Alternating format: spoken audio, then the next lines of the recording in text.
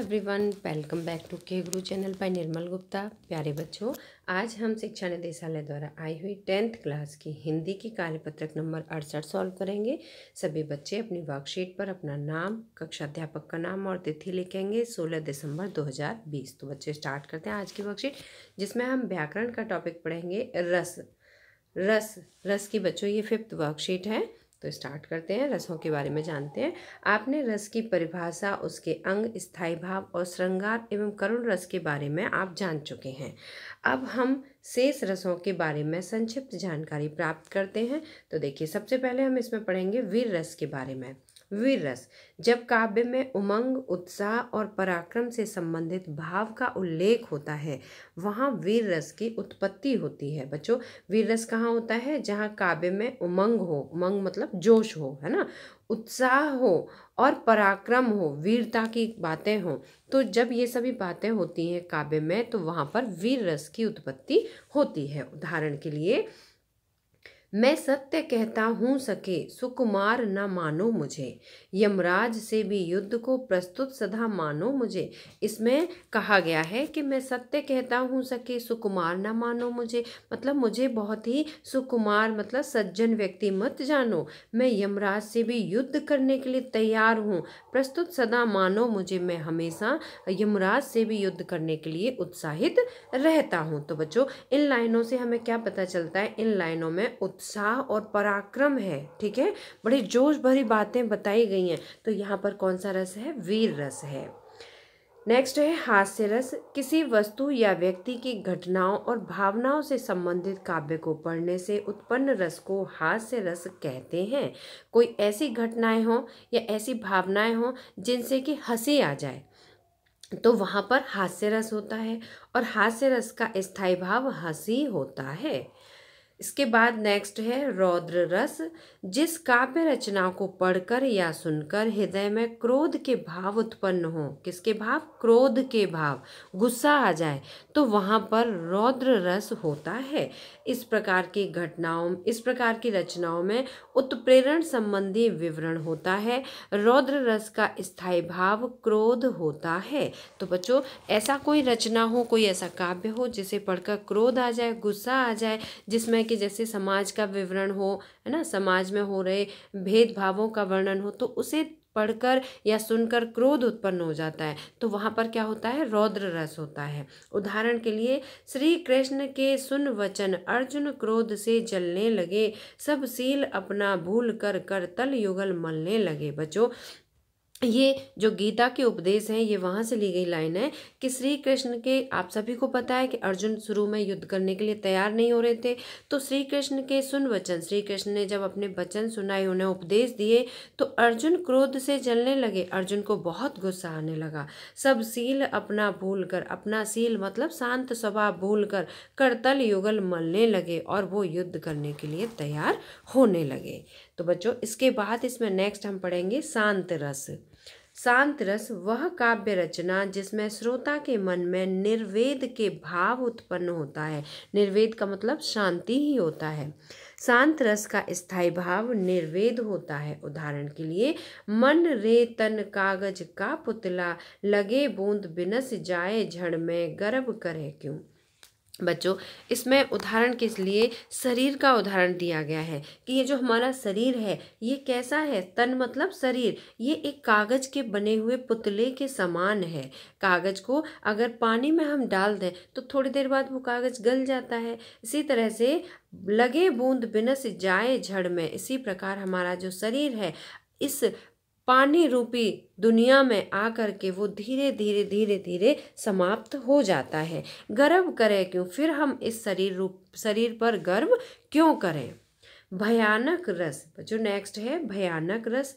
जहाँ भयानक वस्तुओं को देखकर या भय उत्पन्न करने वाले दृश्यों या घटनाओं को देखकर मन में जो भाव उत्पन्न होते हैं, वहाँ पर भयानक रस होता है। कोई ऐसा दृश्य हो जिसे देखकर भय लगाए, तो वहाँ पर कौन सा रस होता है? भयानक रस होता है।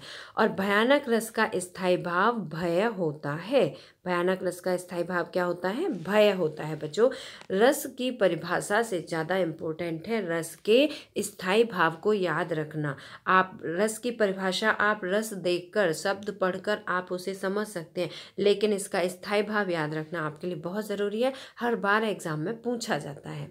इसका भयानक रस का उदाहरण देखिए। उधर उधर गरजती सिंधु लहरिया कुटिल काल के जालों सी, चली आ रही फैन उंगलियां फन फैलाए ब्यालों सी। यहाँ पर सिंधु नदी के बारे में बताया गया है कि जो सिंधु नदी है वो गरजती हुई, लहरों के ऊपर लहरें उठती हुई, कुटिल काल के जाल सी, ऐसा लग रहा है जैसे कि वो एक काल के समान बढ़ती हुई आगे आ रही है। चली आ रही फैन उंगलियां, और उसे देखकर ऐसा लग रहा है जैसे कि हाथ फैलाती हुई, अपने हाथों को फैलाती हुई, ब्याल सी मतलब कि मृत्यु के समान बढ़ती हुई चली आगे आ रही है सिंधु नदी। अब बच्चों, ये तो सभी वर्कशीट में दिए हुए उदाहरण हुए। इसके बाद यहाँ पर कुछ प्रश्न दिए गए, बड़े ही सरल प्रश्न हैं। तो प्रश्न पढ़ते हैं। पहला प्रश्न है, वीर रस कहाँ होता है? एक उदाहरण दीजिए। वीर रस कहाँ होता है? तो बच्चों देखिए, पहला प्रश्न और दूसरा प्रश्न सेम है, तो ये दूसरे प्रश्न को लिखने की ज़रूरत नहीं है। पहले प्रश्न का ही आप उत्तर लिख लीजिएगा, ठीक है। तो वीर रस कहाँ होता है, एक उदाहरण दीजिए। आपको इसमें पहले ये बताना है कि वीर रस कहाँ होता है। तो आप इसके आंसर में यहाँ से यहाँ तक पूरा लिखेंगे, ठीक है। ये पूरा आप लिखेंगे आंसर नंबर 1 में, ठीक है। इसके बाद आपको एक उदाहरण भी देना है, ठीक है। तो उदाहरण देखिए, मैं यहाँ पर अलग से लिखा है, आप वीडियो पॉज करके लिख सकते हैं। पहले प्रश्न के उदाहरण में आप यहाँ से लिखेंगे, वीर तुम बढ़े चलो, धीर तुम बढ़े चलो, हाथ में ध्वजा रहे, बाल दल सजा रहे। यहाँ पर वीर रस का उदाहरण है। वीर बच्चों के लिए कहा गया है कि बच्चों तुम आगे बढ़ते चलो, धीर तुम बढ़े चलो, धीर धैर्य के साथ आगे बढ़ते चलो, हाथ में ध्वजा रहे, तुम्हारे हाथ में ध्वजा रहे, और बाल दल सजा रहे, बच्चों का जो समूह है वो एक साथ आगे बढ़ता रहे। नेक्स्ट है बच्चों, हास्य रस कहाँ होता है? हास्य रस कहाँ होता है, एक उदाहरण दीजिए। तो आप इसे प्रश्न नंबर 2 लिखेंगे, ठीक है। प्रश्न नंबर 2 इसमें सेम दिया गया है, इसे नहीं करेंगे। हास्य रस कहाँ होता है, एक उदाहरण दीजिए, कार्यपत्रक से अलग होना चाहिए। तो देखिए, हास्य रस की परिभाषा आप अपनी वर्कशीट से ही लिखेंगे, लेकिन परिभाषा लिखना बहुत ज़रूरी है, ठीक है। ये पूरी परिभाषा आप लिखेंगे हास्य रस की। ये है आंसर नंबर 2, ठीक है। परिभाषा आप यहाँ से लिखेंगे और उदाहरण देखिए। हास्य रस का उदाहरण, मैंने बड़े ही सरल उदाहरण लिखे हैं जो कि आपको याद रहें और एग्जाम टाइम तक याद रहें। तो देखिए, हास्य रस का उदाहरण है, सिर घोट मोट थी चोटी लहराती, फिर तोंद लटक कर घुटनों को छू जाती, जब मटक मटक कर चले हंसी थी भारी, थे देख कर लोट पोट हो गए नर और नारी। बच्चों, यहाँ पर उन सेठ जी का वर्णन किया गया है जो कि बहुत ही मोटे हैं, है ना, और इतने मोटे हैं, उनका सिर घोट मोट है, सिर पर बाल नहीं है, और चोटी लहराती, लेकिन बीच में एक चोटी है जो बहुत लहरा रही है हवा में। तोंद लटक कर घुटनों को छू जाती, पेट इतना बड़ा है, तोंद इतनी लटकी हुई है कि वो घुटनों को छू रही है। जब मटक मटक कर चले, वो इतने मोटे थे कि चलने में मटक मटक ना दिखाई दे रहा है। जब मटक मटक कर चले, हंसी थी भारी, उन्हें देखकर बड़ी हंसी आ रही है, थे देख कर लोट पोट हो गए नर और नारी, उन्हें देखकर सभी नर और नारी लोट पोट हो गए। प्रश्न नंबर 3 है बच्चों, 3 मतलब 4 जो है, ठीक है, इसे आप 3 लिखेंगे।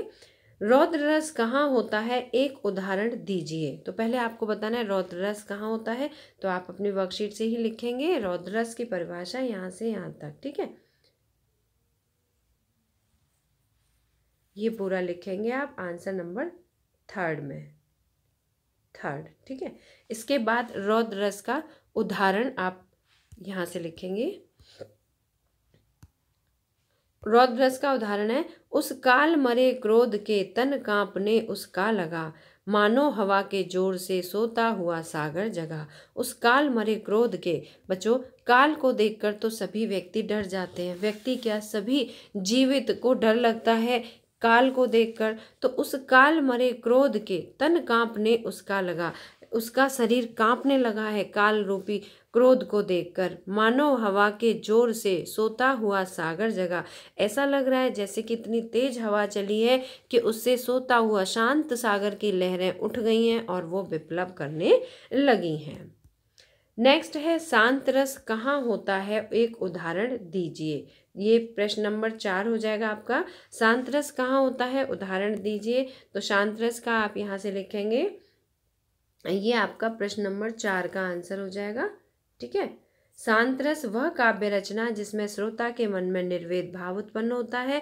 शांत रस स्थायी भाव निर्वेद होता है। शांत रस का स्थायी भाव निर्वेद होता है। ये अक्सर एग्जाम में पूछा जाता है, बहुत इंपॉर्टेंट है शांत रस का स्थायी भाव।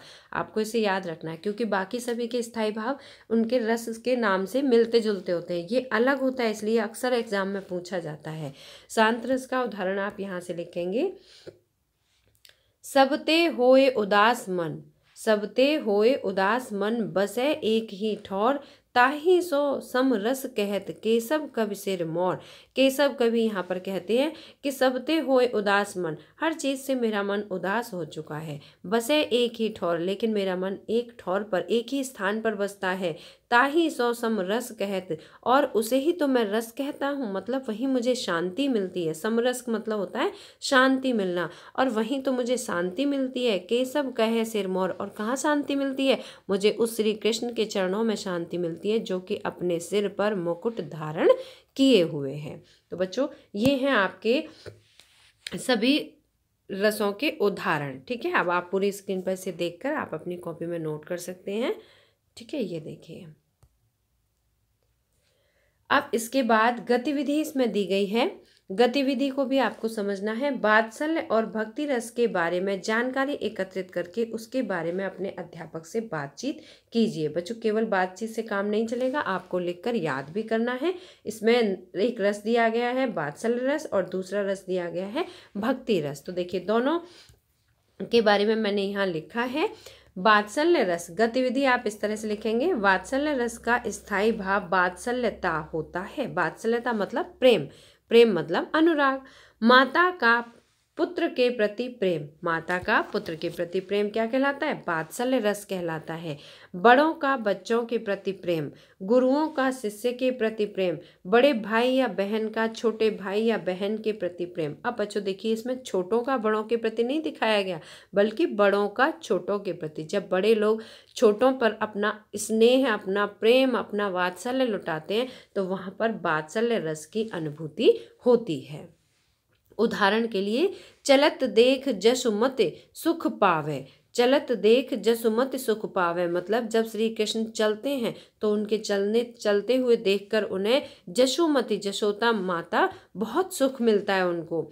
ठुमक ठुमक पग धरती रेंगत जननी देख दिखावे, और ठुमक ठुमक ठुमक ठुमक कर पैर रखते हैं, धरती रेंगत ऐसा लग रहा है वो धीरे धीरे चल रहे हैं श्री कृष्ण, तो ऐसा लग रहा है जैसे कि धरती ही रेंग रही हो, धरती ही चल रही हो। जननी देख दिखावे, और अपनी माँ को, एक तो धरती माँ जननी है और एक अपनी माँ जननी है, तो जननी देख दिखावे, एक जननी को दूसरी जननी के बारे में दिखाता है कि देखो ये धरती भी चल रही है मेरे साथ। तो बच्चों यहाँ पर श्री कृष्ण के चलने को देखकर माता को सुख की अनुभूति हो रही है, यही वात्सल्य रस है।